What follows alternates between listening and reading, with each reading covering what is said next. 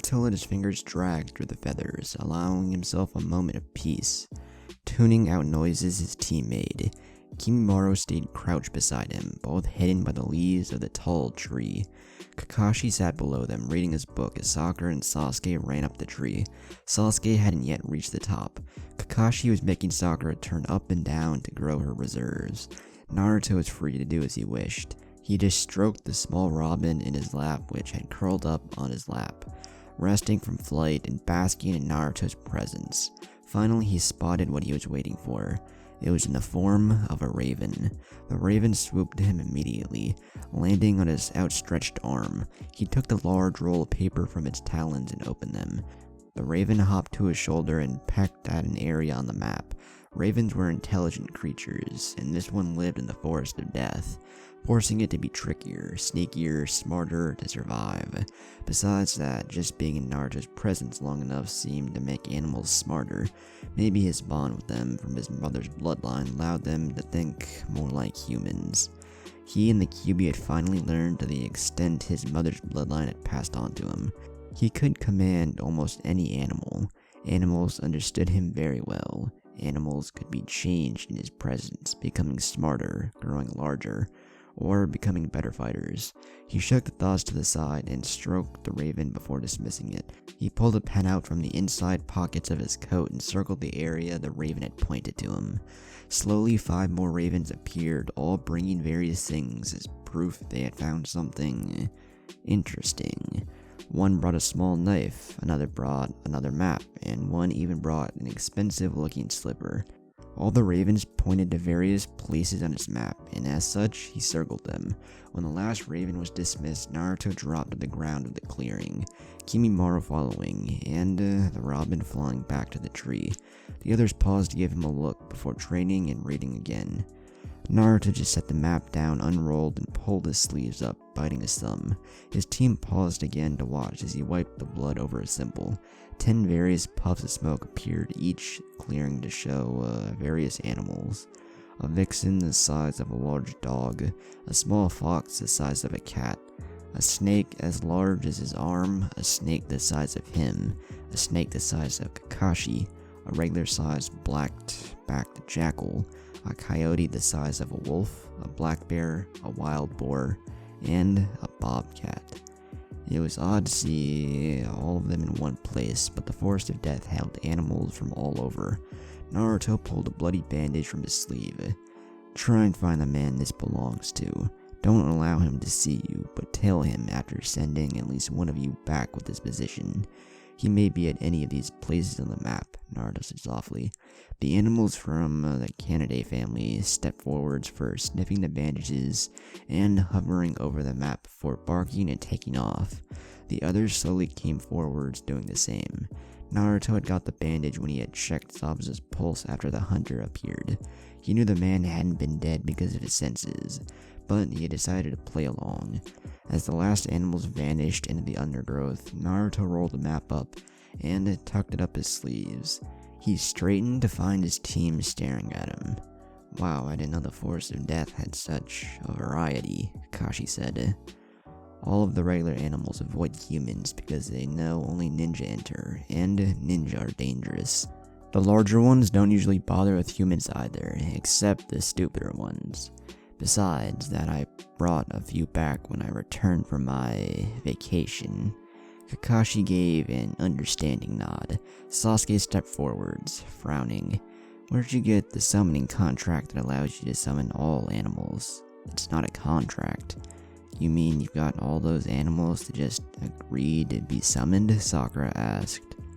But that means they all have to have given you blood and allowed you to give them small traces of chakra. Summoning just single animals without a contract is also a Steel Master technique. Kakashi glanced at Naruto, tilting his head. Naruto pulled his coat down slightly to show the back of his shoulder. A tattoo for Steel was there. Kakashi gave him a startled look. Naruto is one of the few Steel Masters alive, one of 3. The others barely counted as masters also. Naruto had learned some long-forgotten seal thing from the Kyuubi. He was probably the most fluent with seals in hundreds of years. He prided himself with the fact that it had only taken him 6 years to reach that level also. Shadow clones had also helped out a lot with that. "Teach me how to summon animals and show me this forest you got the animals from," Sasuke said demandingly. Naruto stared at him as if he was insane, as if he let the boy into his forest. He had only barely agreed to let the Chunin exams take place in it, and that was when Sarutobi had begged for a few weeks. So he wasn't just going to let Sasuke waltz in and try to take his animals. Naruto just turned on his heel and walked off, allowing Kakashi to deal with the Uchiha.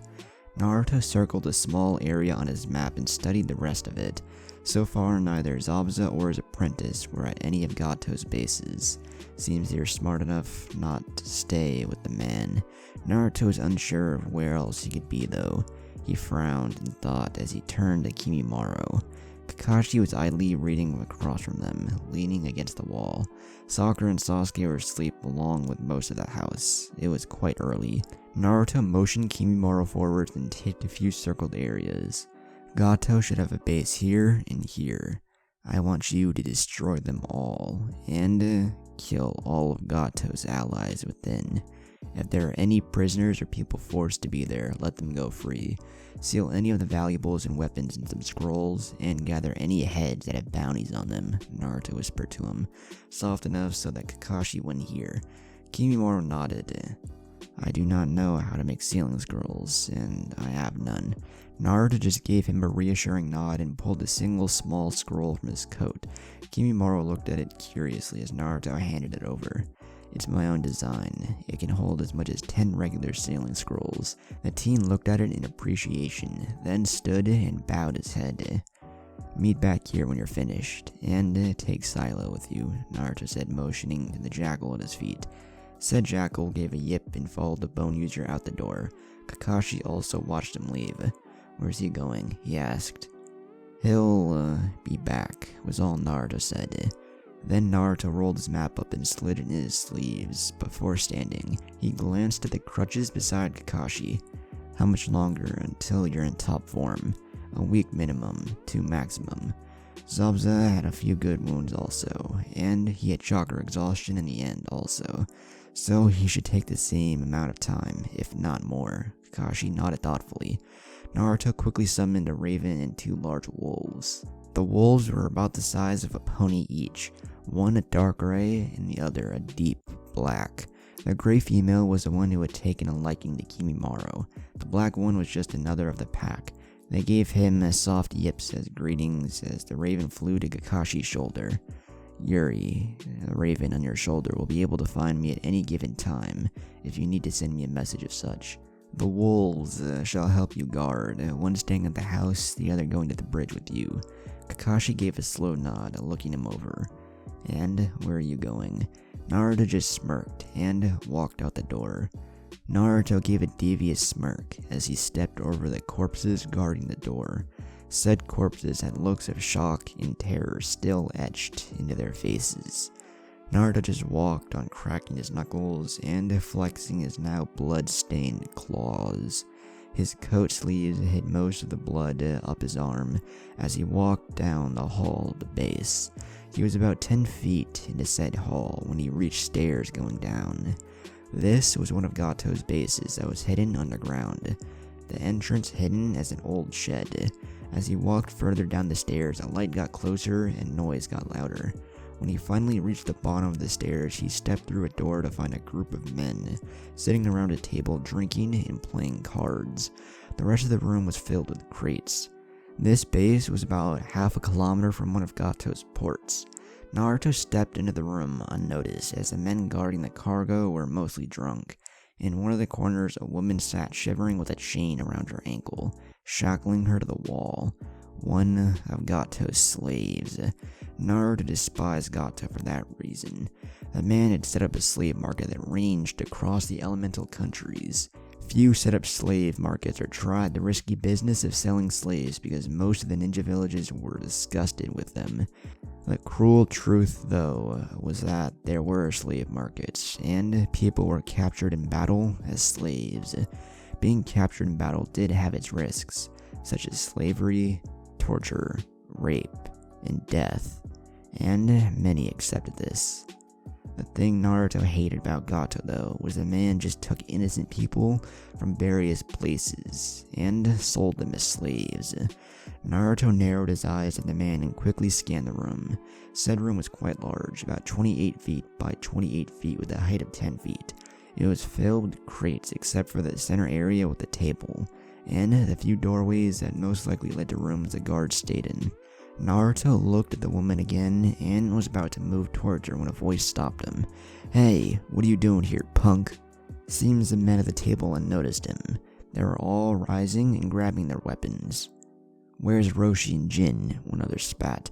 Naruto let a grin pull his lips. He gave them a fanged grin and let his one eye slant. "Roshi and Jin, Oh, you mean the two I killed?" The men snarled and one lurched forwards. Naruto moved forwards before they could blink, and slammed his arm in the man's chest, making it burst out the other side, covered in blood. The man died instantly as his friends all stared in shock, their eyes wide. Naruto gave a pout. "Aw, I missed his heart." The men dropped their weapons and tried to stumble backwards. Naruto ripped his arm from the corpse and licked some blood from his cheek. "Oh well, I have 5 more chances to get one." One of the men tried to bolt past him for the stairs. Naruto lashed out in a move too fast for the thugs to see, and the body crumpled, the head still in Naruto's one hand. Naruto would never deny he was bloodthirsty. He loved moments like this, when people gazed at him in fear, in horror, and blood splashed across his skin. He loved it, and he would never say otherwise. Many hadn't, and wouldn't see this side of him, but it was there.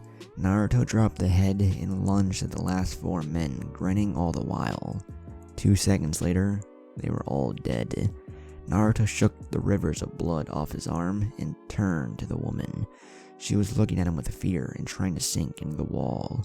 He patted over to her and she cringed back, eyes clenching shut. Naruto ripped the shackle from her leg and crouched in front of her, stroking her hair, smearing streaks of blood through the brown locks. "Look at me," he whispered softly. She obeyed, looking at him with frightened blue eyes. Naruto leaned over and kissed her forehead, leaving a bloody smear. "Fly away," he whispered, moving out of the way. She looked at him in shock and fear, unsure of what to do. Then she ran. He waited till he could no longer hear her footsteps and turned to the first crate nearby. He pried it open. Spices. Naruto proceeded to root through quite a few of the boxes, leaving everything in them. Then he stripped the men of their valuables and left the building. As he stepped back into the light, he used the blood coating his hand to draw a seal on the door.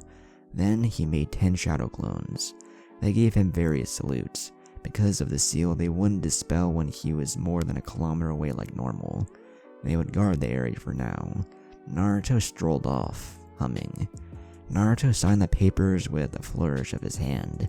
When he set the pen down, he looked over the rest of the documents again, smirking idly. He looked up from behind the desk at the fidgeting men in front of him. "It is signed. You have your company shares back." The one man gave a jerky nod and motioned his guards to step forward to take the papers. Naruto smirked. He was at one of Gato's bases, the second one. It had been a gold mine. He'd easily broken into the vaults and found all the documents that made Gato the legal owner of various businesses.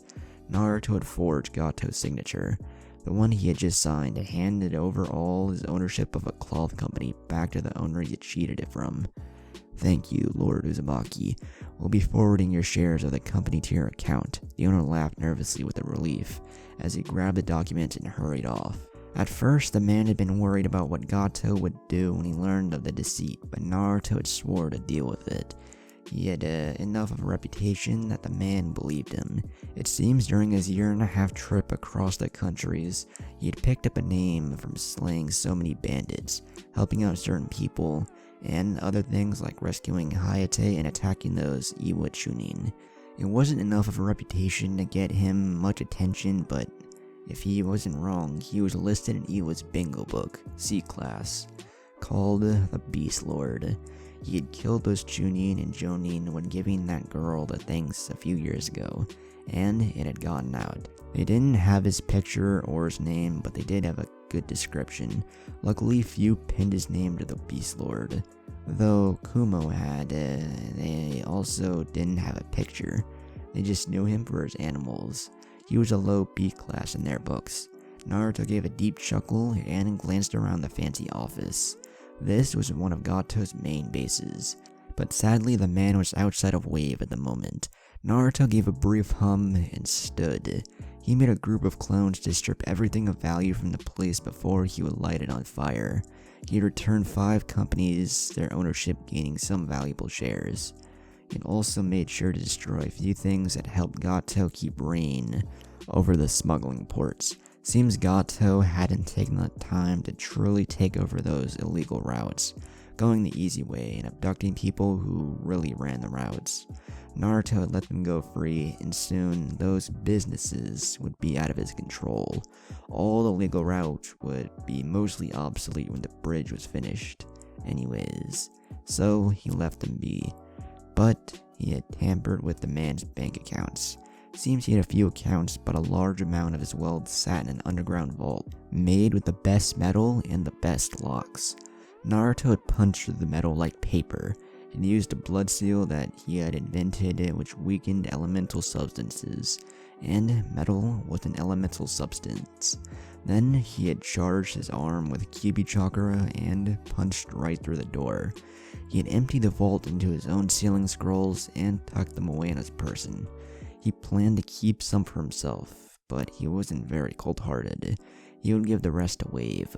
He had also drained Gato's accounts and poured all the money into the Wave Daimyo's accounts.